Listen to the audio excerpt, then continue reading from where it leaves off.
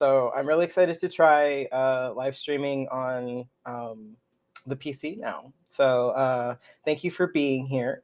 Um, it's been a wild month, and Archie held me hostage in the bed today. So I literally was just set free like 30 minutes ago. Yeah, good old demigod roommate was like, "It is too cold for you to be out of bed right now. Don't you dare." So probably needed the sleep though, because I have not been feeling very well.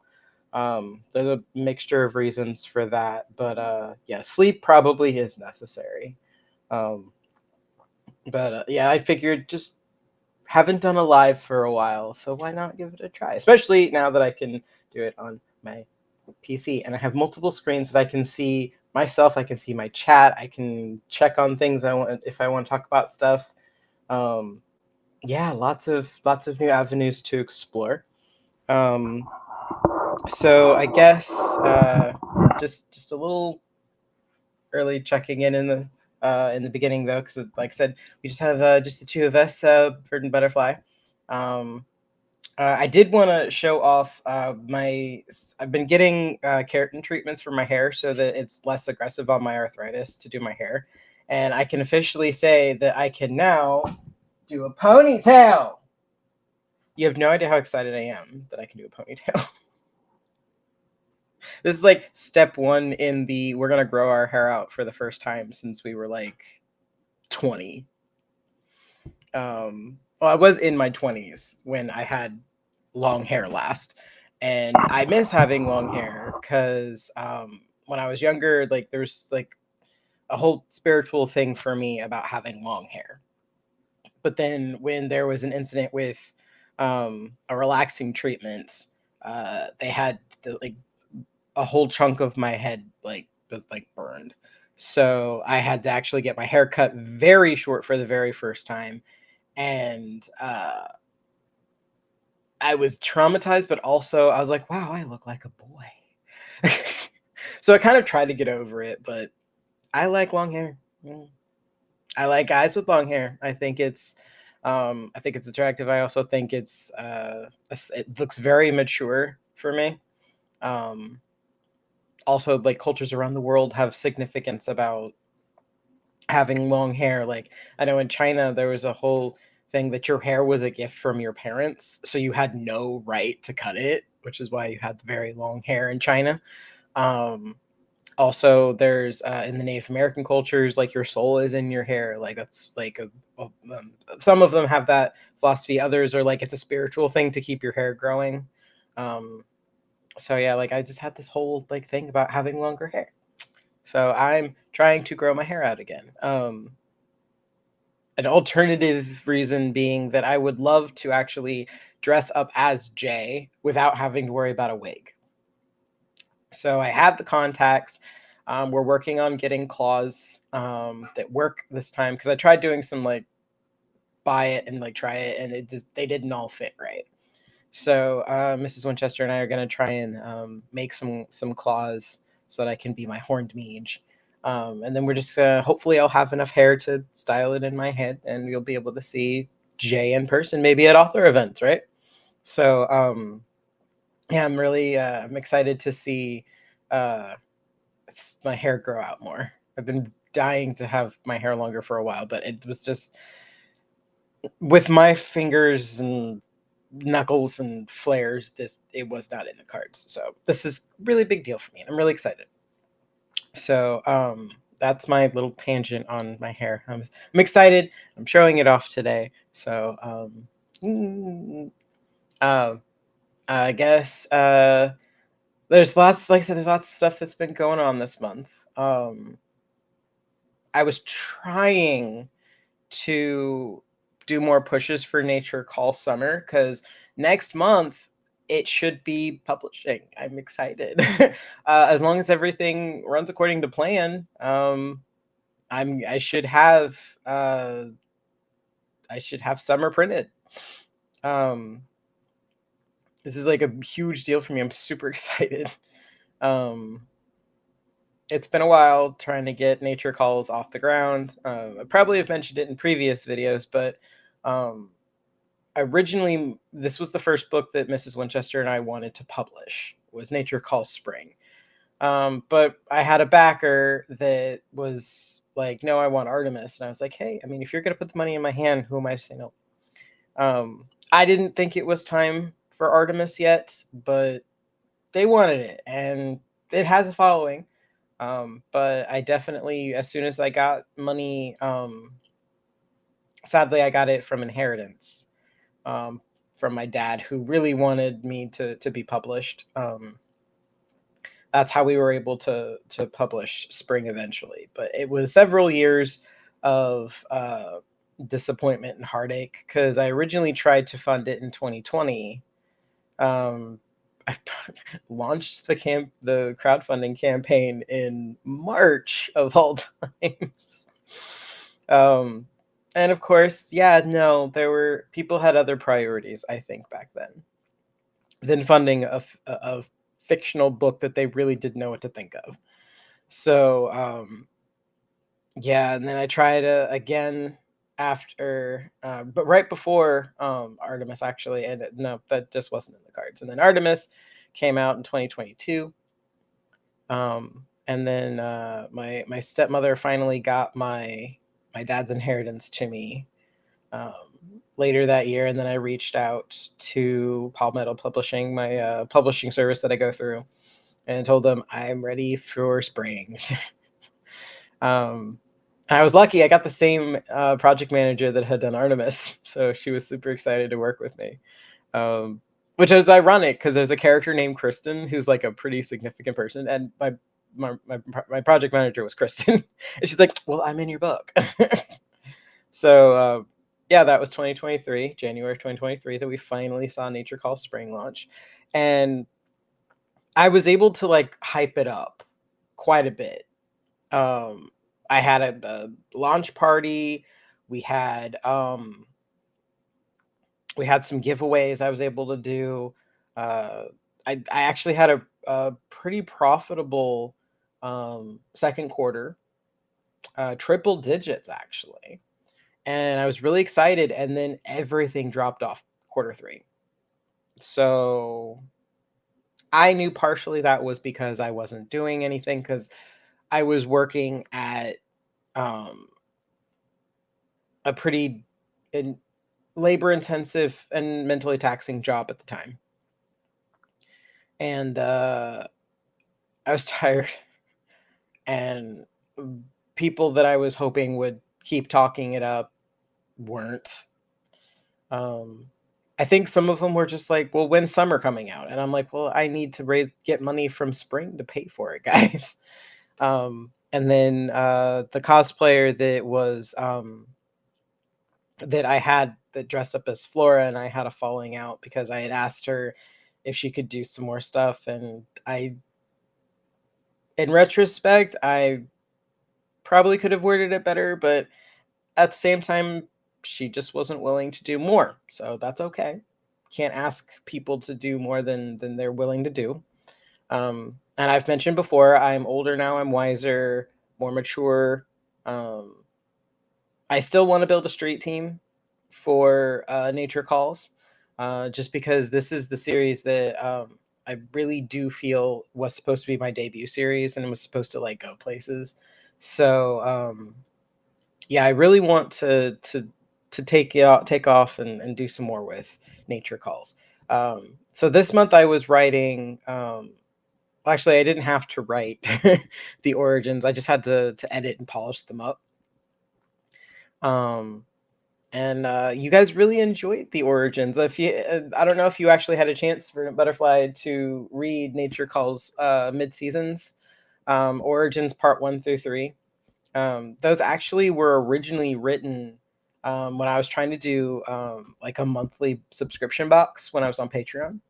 I was trying to write short stories to put in little like booklets that you could hold in your hand, and then you can have like a collection of little booklets that had a coloring page at the very end. Because I was better at doing line art, but I'm not very consistent with it because I struggled to visualize um, things that I like. I can imagine them, but to put it into a visual thing, I struggle with that. And So it wasn't very consistent. I've only ever been able to successfully draw Flora and Jamie, even though I'm still not happy with Jamie's picture. um, but my wife ended up coloring them for an author event, and we offered them as things that you could have at a raffle or you could buy the prints. Um, but yeah, yeah, I wish I could have been more consistent with those. But that was when I was working at I want to say I had the subscription boxes. I think I was working at the call center. And yeah, no, that sucked the life out of me. I've worked at call centers twice in my life. Why? Should have learned my lesson the first time. But yeah, it's been taxing mentally to try and keep up with like those monthly subscription boxes, especially trying to make content and merchandise and things like that. Even though absolutely Nature Calls has so many things that I could make from it, they just cost so much money. Well, then again, when you don't have a lot to begin with, I guess it feels like a lot of money. But we're working on merch now, which will be going to our first author event in June. But back to the short stories, the origins. I wrote those, and they went out in three. Um, it was supposed to be a box like for every week, I think. No, it was a box every month, and you got a short story every month from me. And it was like quarters. It was like for 3 months you'd get this story, then 3 months you get another story because I have so many worlds, right? Um, yeah, the first one was the Nature Calls box, and it just made sense. um, and it was each one was a different uh, origin, and I had I think it was I think Flora was in the first one, Jamie was in the second one, and then my map of Bouillon um was in the last one. And they were all like line sketches so you could color them if you wanted. We made some stickers with, in retrospect, that printer probably was, it was either the printer that wasn't great or it was the sticker quality. Either way, they didn't get along and they would like rub the ink off, and it was a time. Um but yeah, we tried making like bookmarks that had quotes on them, that had little tassels and like charms on them. So yeah, we tried something. But again, I don't think Patreon and I were vibing. Again, because it's my stuff is so weird to market. And I think that there were people who were far more marketable that they were pushing.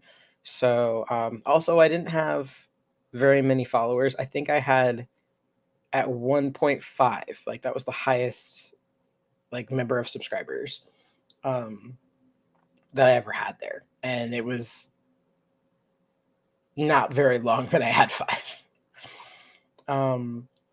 So being here on Substack, and I'm like, I think I have like 56. One of those might be me. I don't know. Subscribers here has been mind blowing. I'm really happy and grateful to everybody who subscribed that believes in what I do. Um, it's been really exciting. Um, just can't wait to grow more. Um, so yeah, that's the backstory of the origin stuff. But this week I blitzed a short story. Technically, I outlined it this past weekend, but with my not feeling so great Monday, I was like, I mean, I was on call and I basically was like trying to rest all day. Then Tuesday, I felt a little better, but I was like, no, we gotta hunker down. We gotta write this and post it. And sure enough, I wrote it and posted it. It just didn't have my usual narration.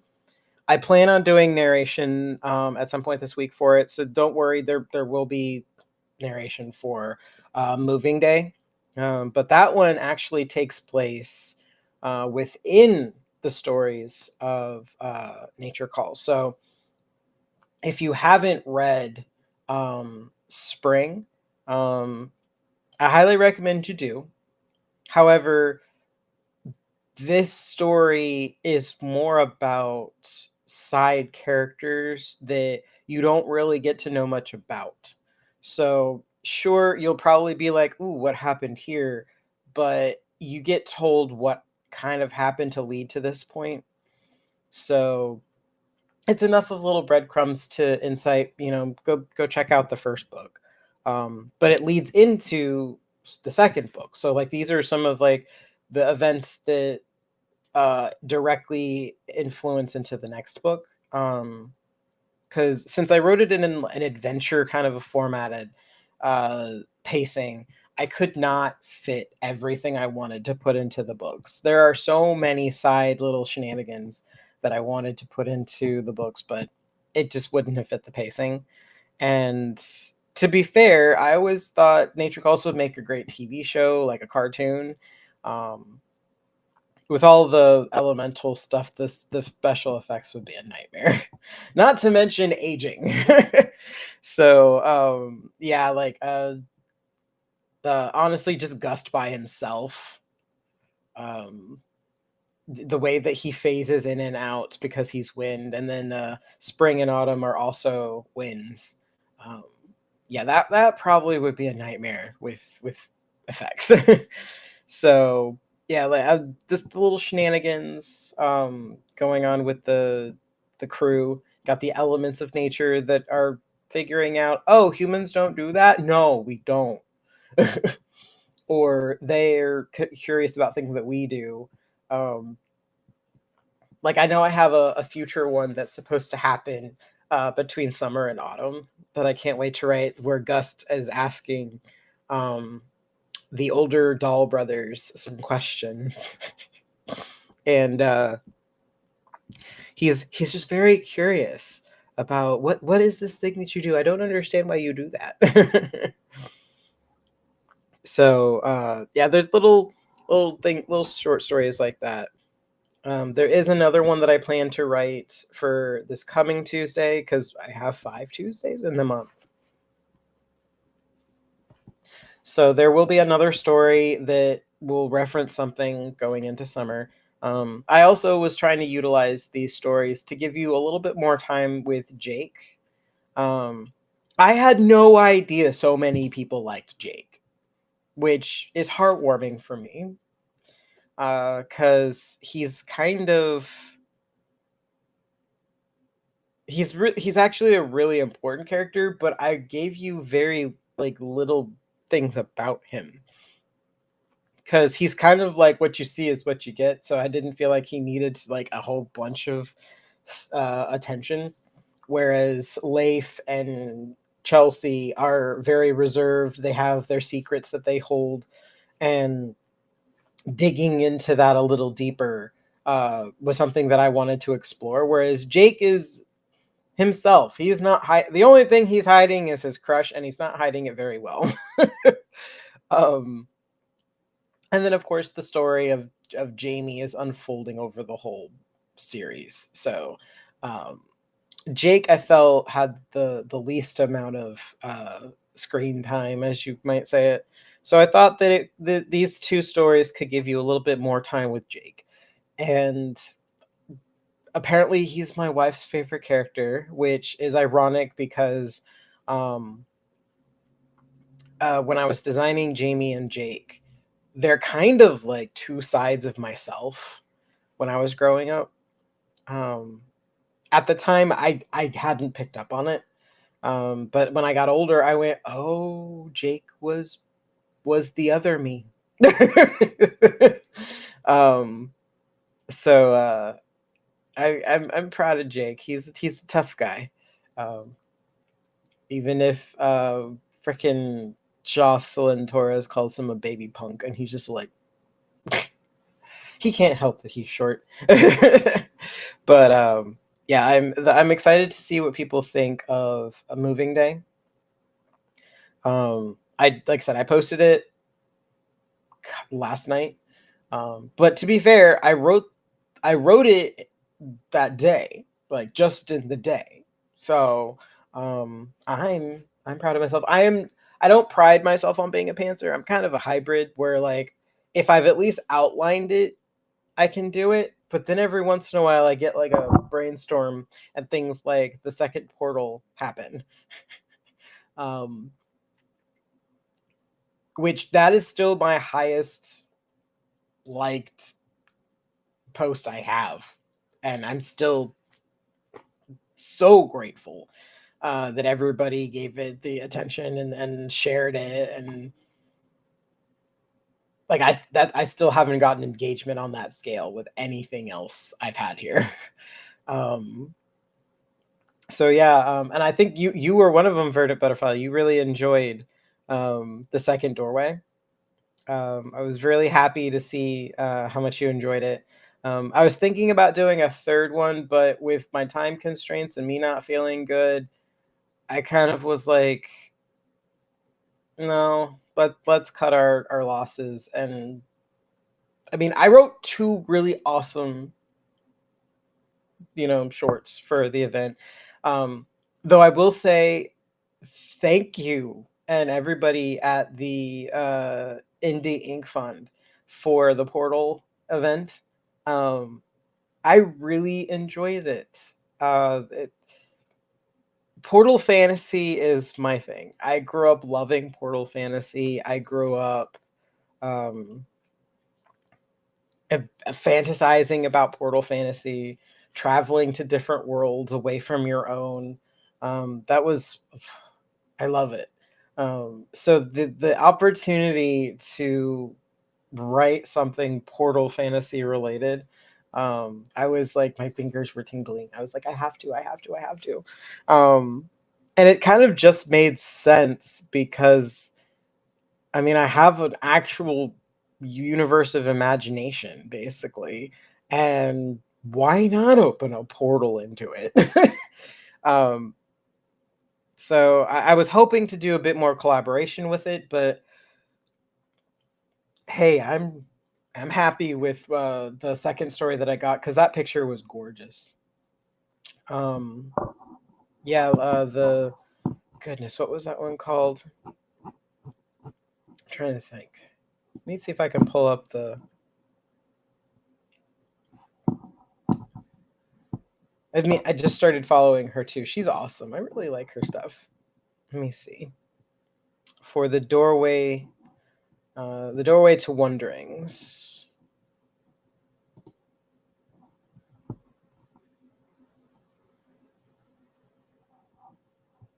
Ariadne Pautina. Yes, her artwork with the dragon inside the portal.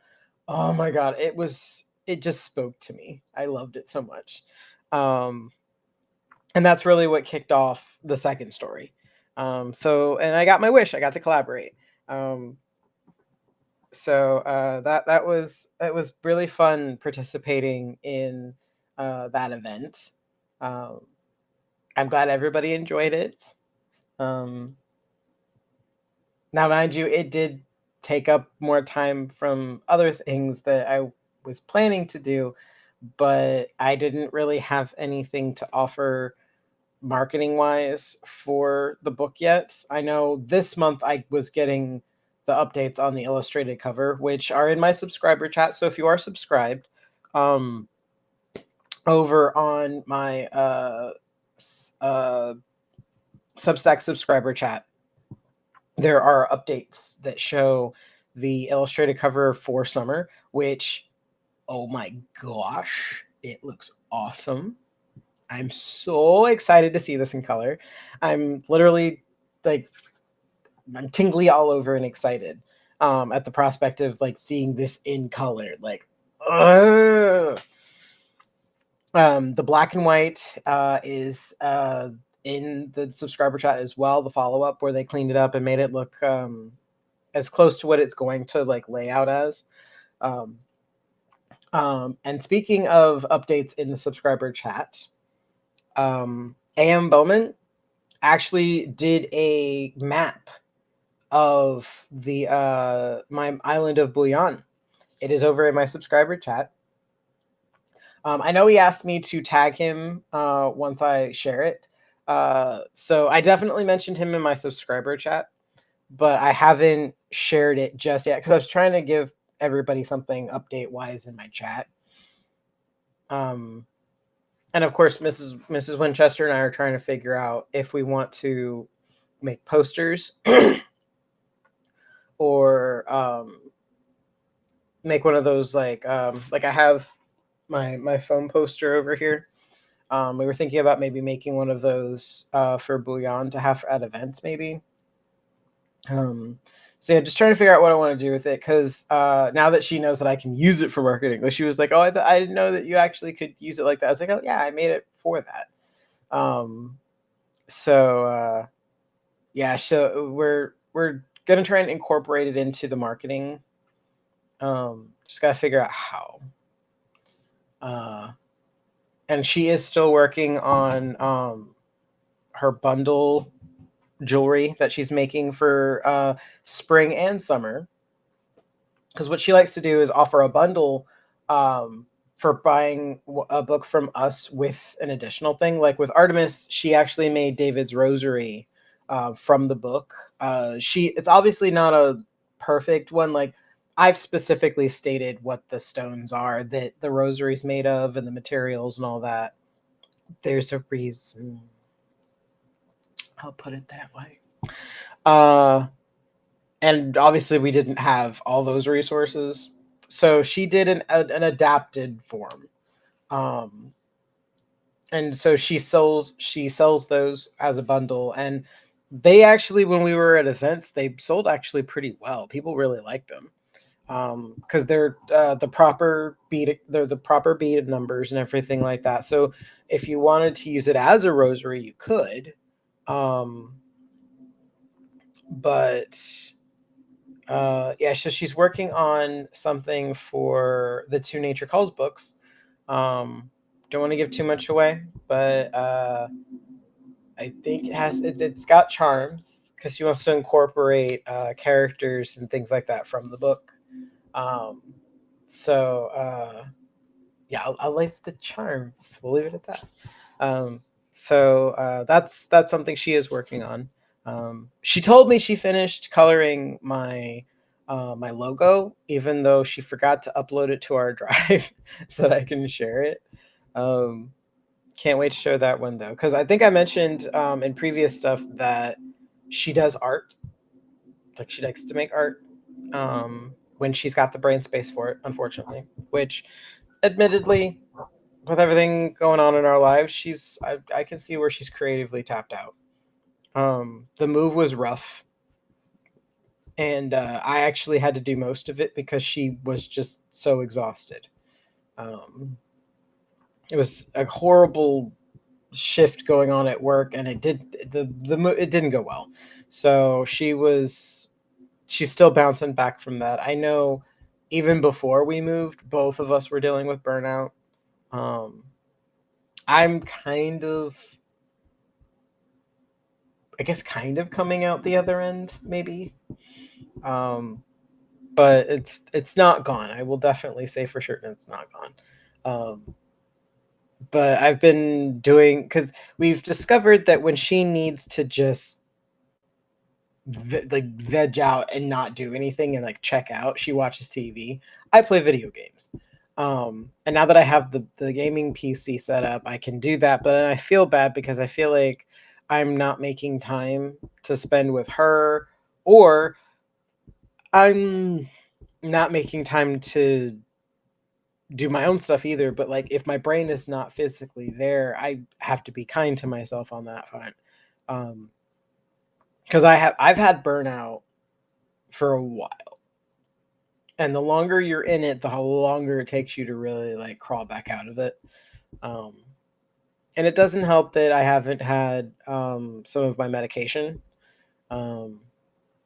which ugh, it does lead to brain fog, as well as some other emotionally not great stuff, which is where I'm just tired. But it's been nice getting to engage with people and do some creative work, because that does make me feel good, especially when I get engagement on it, because then we can talk about it, and then I know that I didn't just throw this into the ether and go, okay, I don't know that I want to do anything else with it. um, so yeah, everybody who engages with my stuff, that makes not just like not I mean not just like with putting a like on it. I mean like you commented, you told me something about it, um, that kind of stuff. Like that's when I go, cool. I'm really glad that I did this now, because it makes it, I guess, worthwhile trying to push through the brain fog to make it happen. Um, yeah, so that's what's going on that front. Just trying to market for Nature Call Summer right now. I know I've mentioned a few times, if people are interested in trying to help me push for it, definitely make sure you're checking the subscriber track to see where things are at for sure. But yeah, if you're interested, I mean, Nature Calls Spring is, like I said, it had great response. Sadly, the people I hate begging for reviews. I also hate paying for reviews. Um, but I did get a few organic reviews on Spring, and they were great, which they were different age groups too. So it's not like I have just one demographic of the people that liked it. I like to think that I write for general audiences. So kind of like C.S. Lewis was like, you'll one day be old enough to read fairy tales again. Because when you come back to the fairy tales, they hit different. Nature Calls is definitely that kind of a story. But then again, so are other stuff things that I write. Like I write about, people having those thresholds in life where we're facing a difficult situation where it's uncomfortable and we have to either push through it or we have to change. And some people that change is you're like, no, I don't wanna. But yeah, it's a part of, life and things like that. Um, but I also like to think about how when we come out the other end, it's kind of like when you come out the cocoon from your butterfly metamorphosis. Um, like we're like, oh wow, I'm glad that I came through. I definitely love writing redemption arcs. I definitely like writing overcoming, um, seizing that elixir or seizing the sword, kind of stuff in the hero's journey. Um, like I like writing that kind of stuff. Um, yeah. So if there is somebody interested in helping me with Nature Calls, even if you just really enjoyed Origins, because like I said, that I was trying to write like a bard is telling the story. Um, but not sure if that came through necessarily. Um, it was something new. I don't normally write that way. I didn't get much feedback when I originally wrote it, so figured Substack would give me something. But yeah, I'm rambling a lot.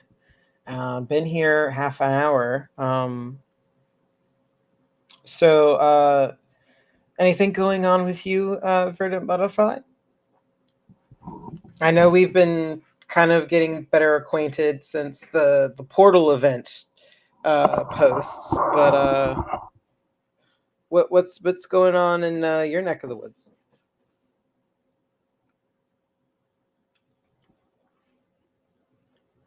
If not, you don't have to. You don't have to tell me what's going on either. I just figured it would be kind of nice to actually bounce back and forth.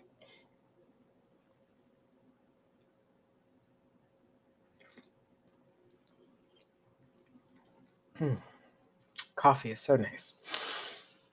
Human elixir. It's the best.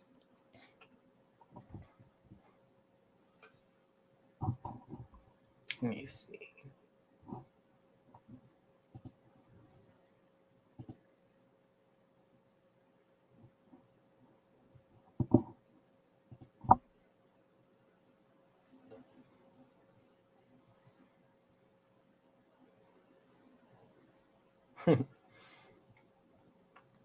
I had a notification pop up and I was like, what's this about? And I was like, oh, someone else is live right now.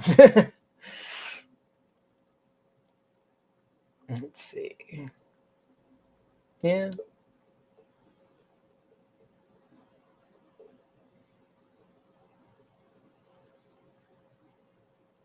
I guess I should also just take a minute to say how grateful I am for everybody here on Substack. Um, I mean, I've told Bradley before, I had a profile, just hadn't put anything on it. But I'm glad he gave me the nudge to start actually doing stuff here, because I definitely get far better engagement here than I have on other platforms. I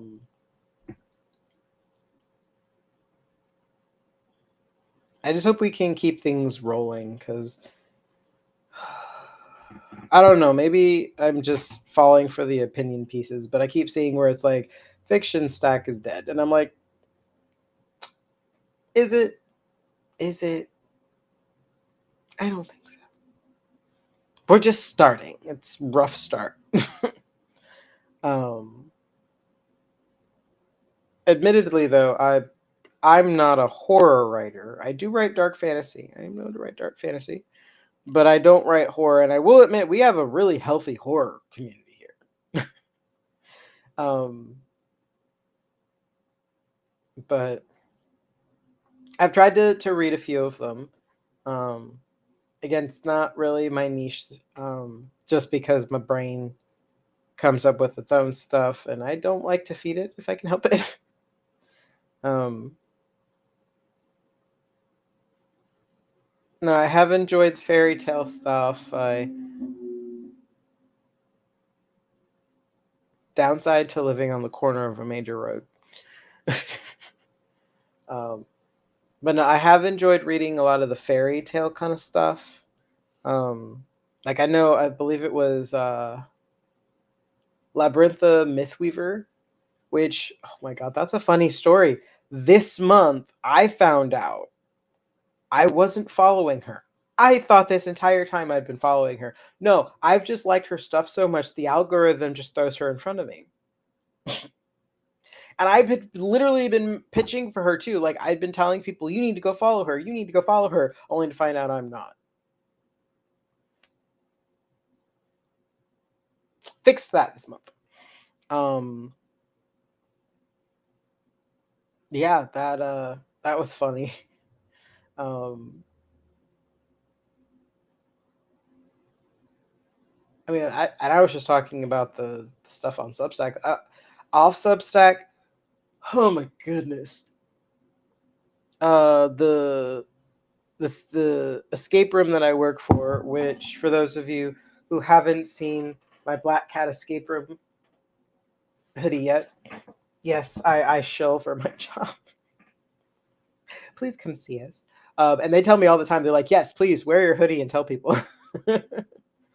um, but yeah, we sent Frosty back to the North Pole at the beginning of the month. So March 1st, Frosty was closed. And that we still got cold weather. Like, honestly, this den is warmer than the rest of my house because I have a mini split. My poor cat, like Archie, kept me in bed because it was so cold. Like, he was like coiled up on me, we were both trying to stay warm after Chelsea left, even though Chelsea was curled up with us for warmth. Like, I don't know what's going on with our heat. Ugh. First the washer, then the heat. It's like honeymoon phase of being a homeowner is over for sure. Um, but yeah, it's been a time. But no, I'm still glad that I mean I have my home, especially now that I figured out how to get a lot of the traffic noise out of my recordings. Pardon me. Um, because that was what was really driving my ears crazy recording, is that I could not get the traffic noises out. Um, I did get a better quality microphone, but that meant I had to change up my recording equipment, which has been interesting. We actually got a two mic mixer so that Mrs. Winchester can plug a mic in and join me, so we can record on like one line. Which we actually just did the past episode for Ramblings of a Demiurge, more ramblings with a Fae. Um, I was trying to see what segments would be like if I tried it. Mrs. Winchester's criticism was that she's like, "You already do a check-in. Why are you doing that again?" And I'm like, "Well, my original thought was that not everybody sees my check-ins, and my podcast is on a wider range of things. But I don't know if anybody had an opinion on that. I would love to hear it. Um, just thought that it would be a bit more interesting to make the episodes a bit more diverse, other than just doing the one thing. And who knows? Maybe what I do instead of segments, I break up like by the week, and it changes up what I do. Thoughts? Um,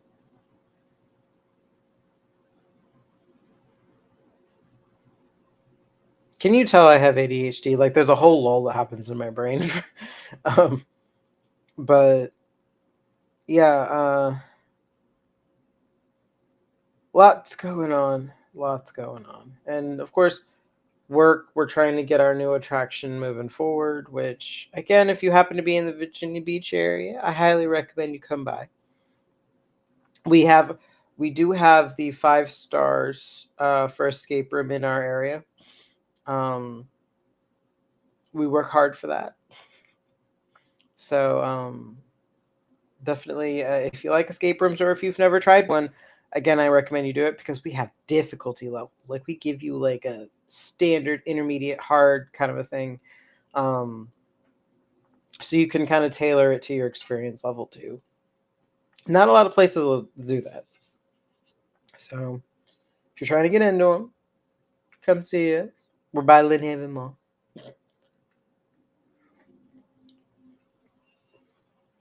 Um, but yeah, we're trying to get another type of thing off the ground, and I've been hitting the pavement trying to do stuff, and then they're just like, "Wow, you knocked this stuff out so fast." And I'm like, "Well, you wanted it done. Don't tell me you want it done and then not be ready when I'm done." I mean, that was my thing in theater, is I did the sets and props. I was like my thing. So I'm used to doing quick turnover. If you gave me a project and I've got everything, well, it's getting done. Um, but with the spring break crowd coming, we'll probably get busy again. Uh, but yeah, that work's been kind of hectic too. Um, just trying to knock out projects and get the list done, and I'm really the one who's there the most, because the other two game masters we have um, are there far less than I am. Like, when I say they're far less, they don't see each other. They're there that little. And then there, of course, you have the owners. Um, But my shift is always late at night, so that means my sleep cycle is trash. Um, my little sister, actually, we were playing. We've discovered that we both play the same game on Steam, and uh, we decided we were gonna go like kind of play together for a little bit. And she was like, "Wait a minute," because she's in Hawaii, and she's like, It's after 7. What time is it there?" And I was like, "It's after 1." She's like, "Get off this game and go to bed." And I guess I was just so excited to be like engaging with somebody because I don't get a lot of social interaction because of my job. Um, Especially if I'm trying to work that writing time in. It's just my social life is shot. So that's not helping. Um,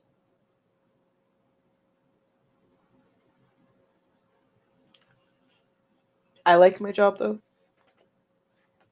It's the first time that in a very long time, I will say, that I've been able to go to a job and not feel like I'm doing something I don't want to do, or I'm uncomfortable with what we're doing. Um, I'm literally doing this to make other people happy, which feels in line with my writing. I love storytelling, and there's a lot of storytelling elements that go into the rooms we build. So I like to think of it as interactive theater, honestly. So yeah, I really like my job. I like that I get to blow people's minds with like, wow, that happened. Like, um, I haven't had that from a job in a long time. So I try not to complain about my job because I am so grateful for it, even though it's taxing. So is theater though. Theater is just as tiring. Um, but again, I loved it. I just don't have the energy to live in any of those significant cities where you make money in theater. Not that I'm an actor. I'm like I said, I'm the technical side. And I did pick up some tools of my trade from theater. Um, I actually used to do like acting coaching for like my classmates in theater in high school. They're like, "How do you just get this stuff?" And I was like, "Cause I write. I understand like motivation and why characters like why we set them up to do certain things. I just get that." And I would help them get into character, and they definitely it helped. And they said that they liked their characters even more because of me trying to explain to them like what method acting basically is. Um, which is funny because my teacher at the time was like, "Did you study method acting?" And I was like, "No, no, I haven't studied anything. I just write." And she's like, "Ah." And that's when she was like, "Well, when you act, that's your acting style. Is you're a method actor." And I was like, "Oh, okay." Um, like it's that the sympathy and the empathy that you resonate with your character's situation at some shared experience, kind of a thing. Um,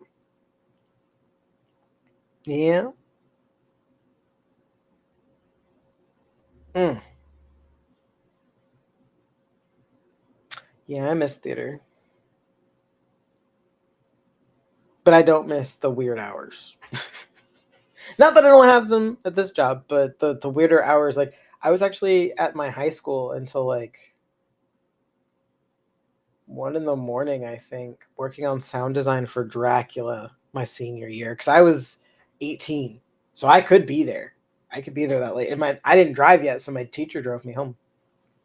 Only for her to have to turn around and come back like 3 hours later. So it's like you're gonna drive, take a nap, and come back to school. And she's like, "Welcome to theater." And I went, "Yep, yep." Yeah, Miss Ginger Beatty. I love that woman to this day. She actually has a cameo in summer, ironically. Yeah. Um, just like in spring, my my favorite math teacher ever, Mr. Wolf. That's the teacher that is in the beginning of Nature Calls Spring. You One thing I will say, if it's teachers, I often will reincarnate teachers. Um, like in Nature Calls, Mr. Wolf is closer to what he was like in like when I actually had him in my class. But if you go to Solar Order, which is it's free to read on my Inkit profile if you're actually ever curious about reading it. Um, I actually like kind of fleshed his character out as a fictional a little bit more. Um, but he still has the same personality. I just wanted to give him a fictional reason why, because I didn't know Mr. Wolf personally, but I wanted to have an actual reason why I felt he would behave the way he did. Um, and then the world history teacher in Solar Order, Victoria Hahn, is a combination of the two teachers, because it was a teacher and a teacher's aide, um, that were my actual world history one teachers. Um, Victoria was the aide, and then Mr. Han was the teacher. But they were like, you would have thought they were siblings the way they acted together. Um, yeah, that was fun. And then yeah, I name a lot of the teachers in my stories are either named after actual teachers I've had, or they're teachers that I knew, because not all of not everybody was mine, you know. So yeah, it was fun trying to like immortalize these teachers the way that like so that people could experience how much of a character they were. Like the briefcase that Mr. Wolf carries around, my teacher had a briefcase that it was an old leather briefcase. He would bring it over, sit on his desk, click it open. There was a box that he had on the desk, and we would put all of our homework into it. And then there was another one that we would pick up homework at the end of the day. And he carried those in the briefcase, stuck them in there every time. Also had whatever notes he had for that. Like we had yes, I had those overheads where you had the clear cellophane paper. You put it on the light and it like shot it up onto the wall. Yeah, I had those. Yeah. um, Also, Mr. Wolf, I did have him in a portable classroom. Um, and he was very straightforward. He would call us by our last names. Um, very no, very rigid, but also kind of like endearing. Like the way he talks to Jamie and Jake, like uh, time for like basically classes started. Uh, Time to wake up, slackers. That would be you two, Aarons and Johnson. Like that kind of back and forth was how he was.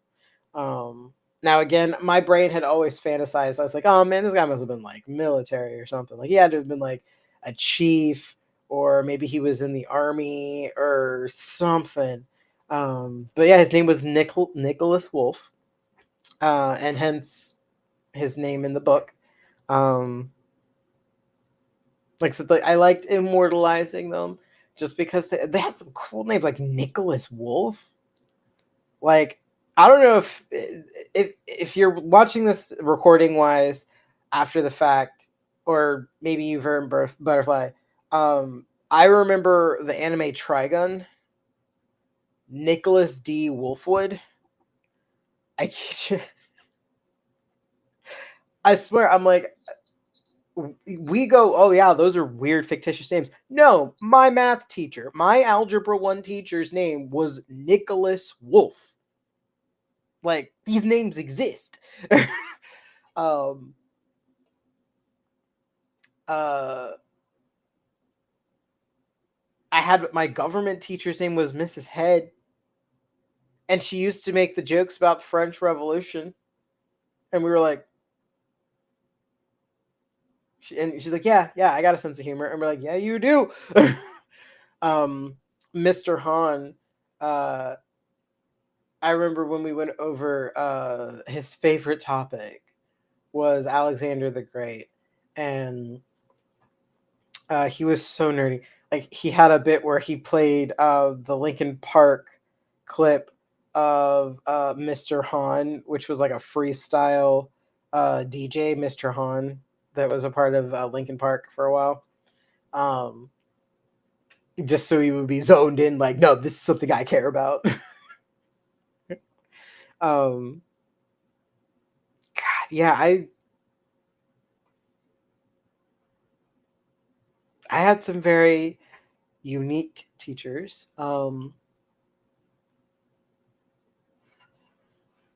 Which I think in nowadays, based off of how I see teachers these days, I feel like that just makes them feel like more character. Like, it feels like more of an interesting character, because I look at what teachers are like now, and like Mr. Wolf is basically in a 3-piece suit minus the jacket.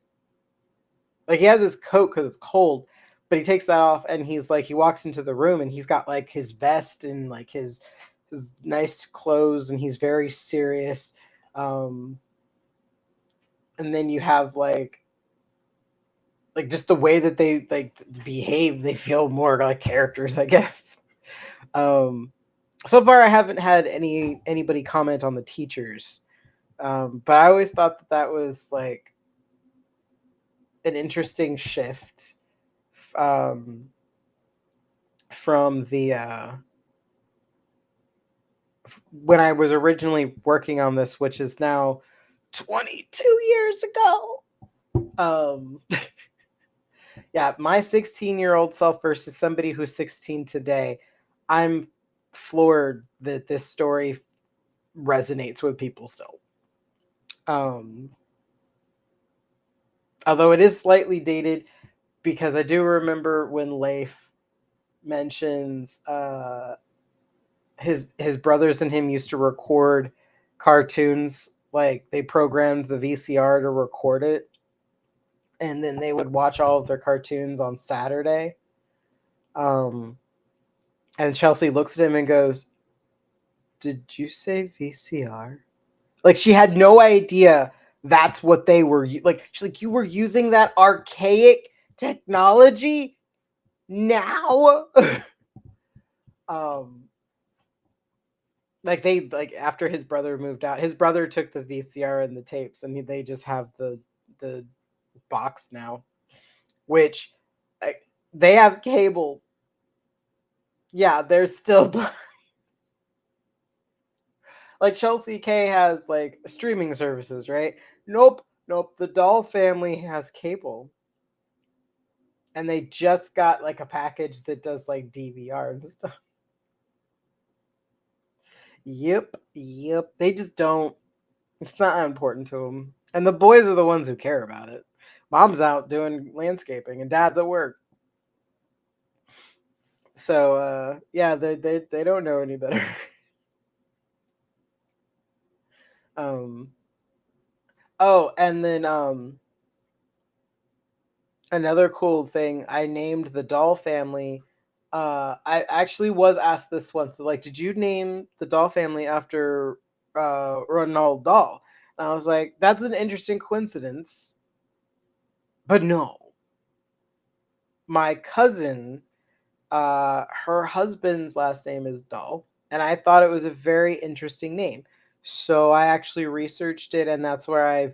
It's actually one of the reasons why Flora comments about her friends' names and what they mean in the beginning of the book. Is because I did a deep dive on name meanings, and the doll means valley, um, in like Norwegian and Scandinavian cultures and things like that. Um, so like a beloved valley, um, is what Flora refers to. But yeah, I thought it was really cool, and it played into their family's name origins. And this is where I say sometimes my characters, they already exist. I just need to figure out who they are. Because like the Doll family wrote itself. I just kind of was like, oh wow, tell me more about yourselves. Which there is a little bit in Moving Day about um the Doll family, a little bit more backstory on them. Um, which again, I didn't have time to put everything I wanted to into the books, because it just would have weighed down the pacing. But the shorts are helping with that. Like you find out, like this in particular, I got a little emotional writing Moving Day, um, because essentially you've got our main guy Jake is one of the four teenagers in the story, um, and he is moving in with his friend's family, um, and things are a little turbulent at home, and dad mom and dad have had a very strained marriage for a while. And dad was trying to just do what he needed to do for his job. Um, there were a lot of demands on him for a while. And it took him away from family. Um, he didn't realize how much it hurt his family. Uh, so all of that is really hitting him in the face now. And I realized that readers probably are like, "Oh, he's this horrible person," and I'm like, "No, James Jr. is really not that bad. I mean, not very present for sure, but he has his own arc over the course of the story." Um, but I was like, I wanted people to see where his journey starts on that path, and so I got emotional writing it yesterday.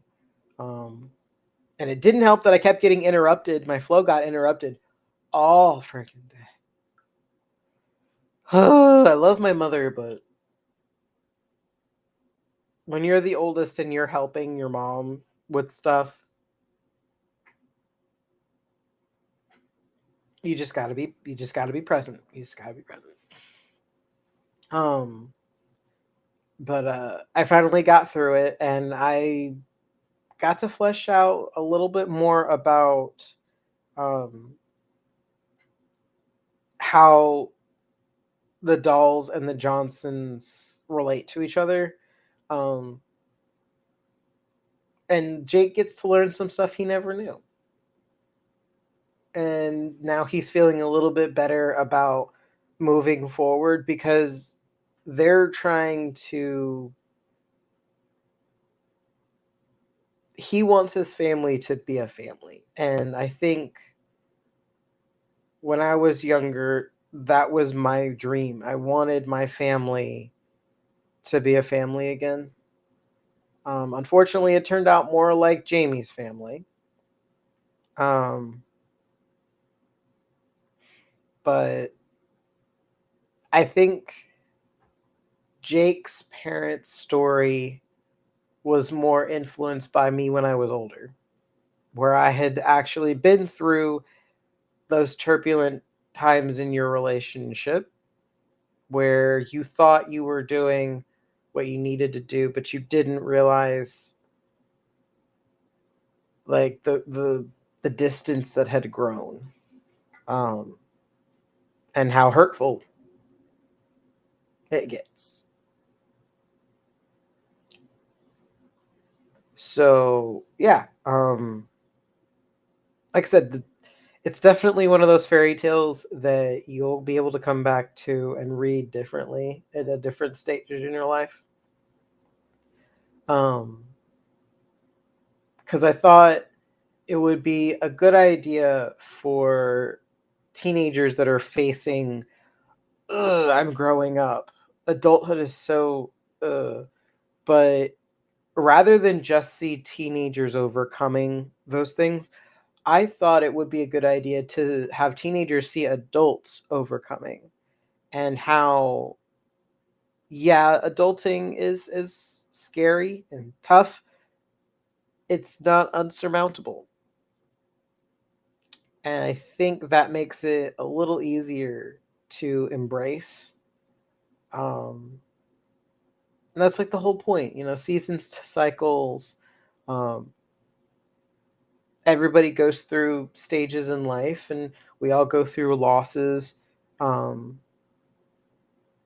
and we have to work with what's been left behind.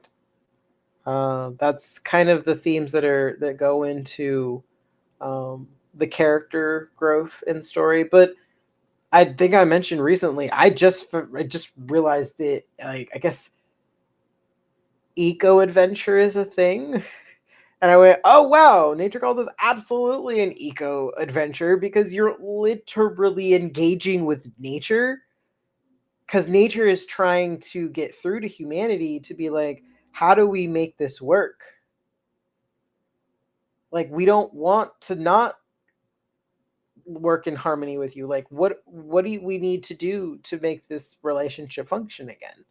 Um, and I think that uh, reminding people that the planet's alive,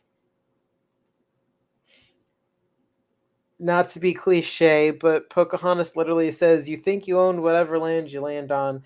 The earth is just a dead thing you can claim. Literally, it's not. It was here before us and probably will after, in some portion, some way or other. Um, it has its own immune system, which does fight back against us. Um, but that's why rather than fight it, like, okay, what are we doing that does that? And I think that presents a better discussion than pointing fingers and saying, this is your fault, this is your fault, this is your fault, or telling young people growing up that the planet's going to die if you don't do anything. And I'm just like, no, no, it's not. That narrative actually gets on my nerves. It's not going to die. It's definitely not going to get better, but it has its own immune system to course correct. And if anything, it can take us out a heck of a lot easier than we can take it out.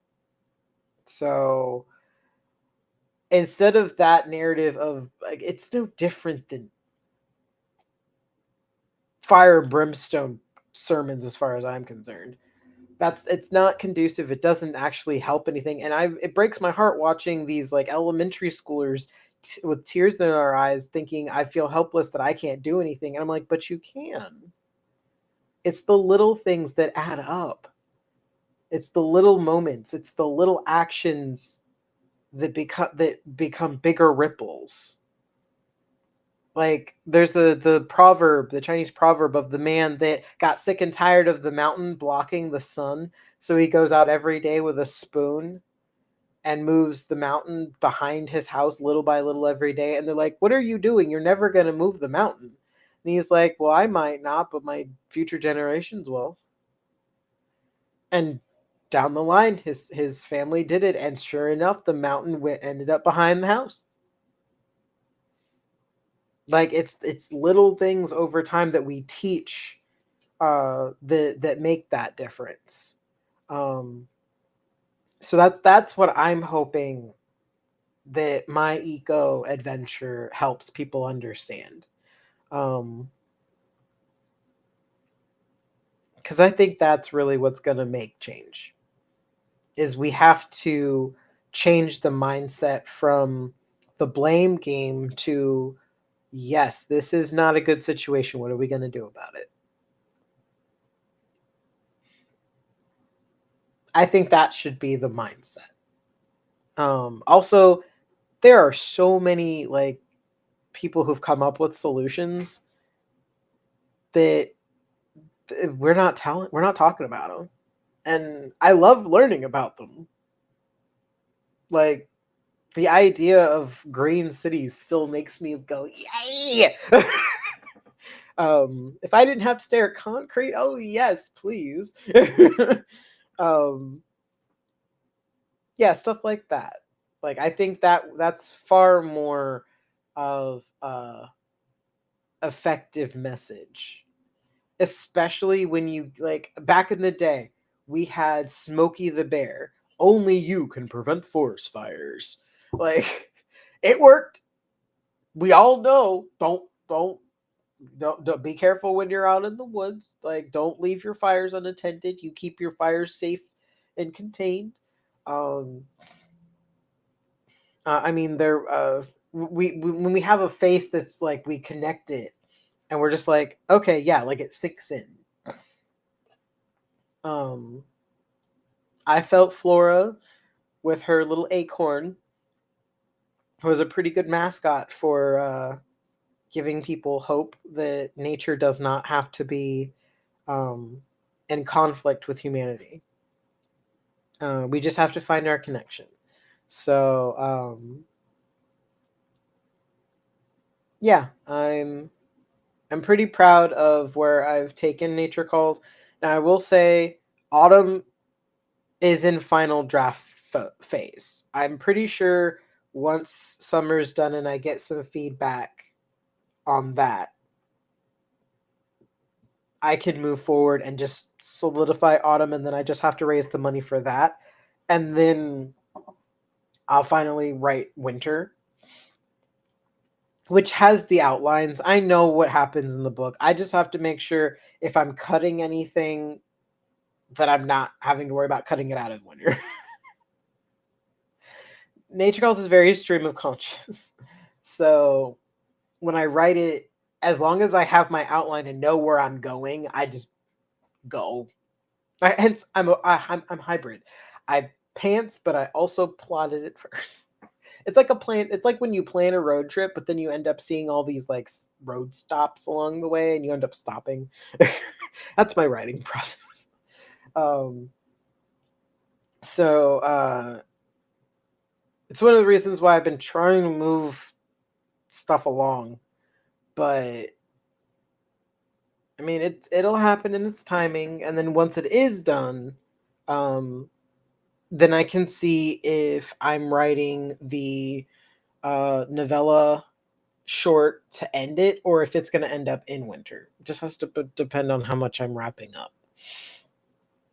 Um, but I thought it would be really cool if I had like a box set or an omnibus version that gave you that final bit.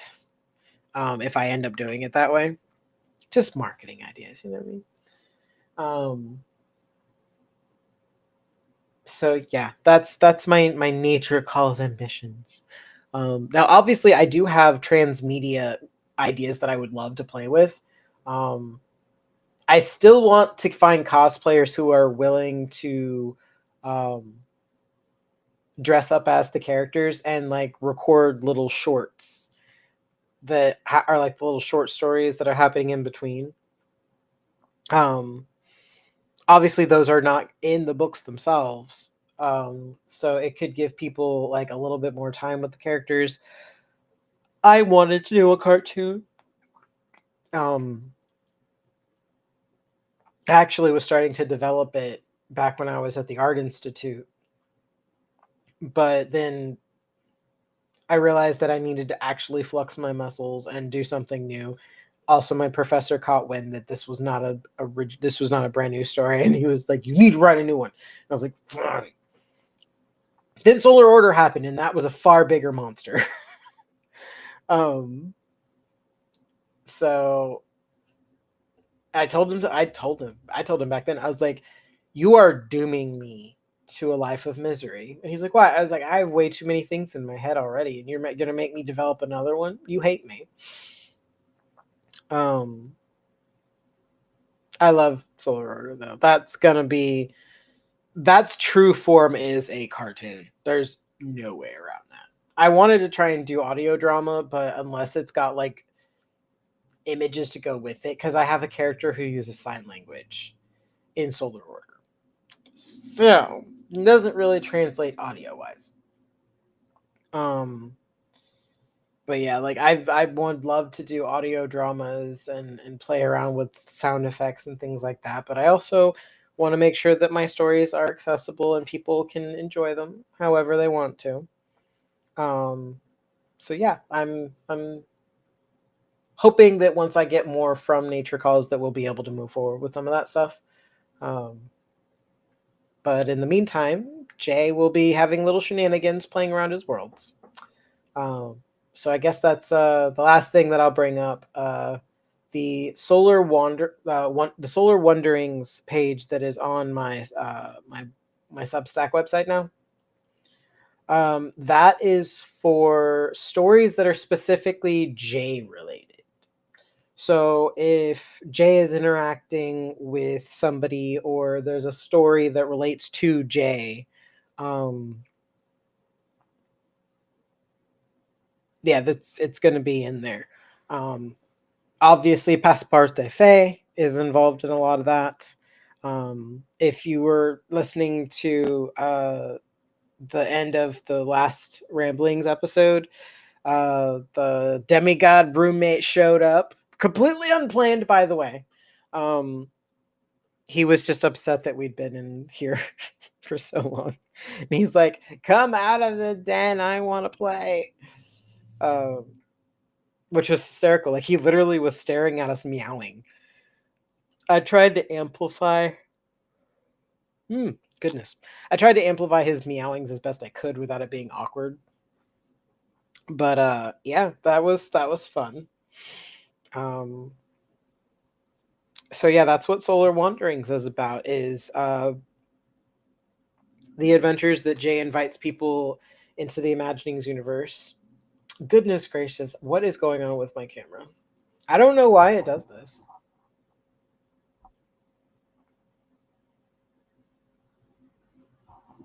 I apologize. Um I have one of those I think it's called Logitech cameras. Um, they're kind of like bare minimum, and I use them for like meetings and stuff. But streaming wise, I don't know why you do this. But but yeah. So in essence, just keep your eyes open on the Solar Wanderings, because any collaborative things that I want to play around with will be heard over there. So I'm seeing the time here and I'm looking at it, what time it is. Yeah, I've been at this for over an hour, and this gets uploaded over onto YouTube. So if you missed it here, definitely you can go enjoy it over there.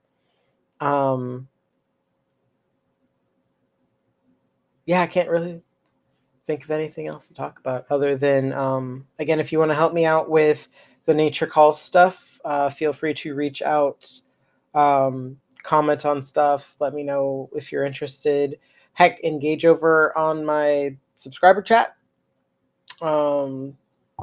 especially if you want to get in on the author roast stuff, because right now we don't have anybody yet. We might just end up skipping this week's rambling episode just because I'm still not feeling good and Mrs. Winchester hasn't been feeling good. So I'll be back on track with Hearth of a Writer, though. That feels like it'll be more feasible. But yeah, we'll see how pushing for the Nature Calls launch for next month goes. I'll definitely keep you guys up to date. Yeah, I guess that's all for today. That's all, folks. As always, though, I'll send out my blessing to everybody watching or who is here. So for you, Verdant Butterfly, Definitely be kind to yourself and others, as we all transverse the same path in life, just in different vehicles. Some of us are traveling in brand new cars with everything, all of our needs met, and others have some old clinkers that need some work on them, but they're getting us through, and one step at a time. And of course, we reap what we sow. So if you plant kindness and compassion and empathy, all those good fruits, as long as you tend to those plants, their fruits will grow in time. We just have to nurture them and see them through. And as always, happy reading and listening, adventurers.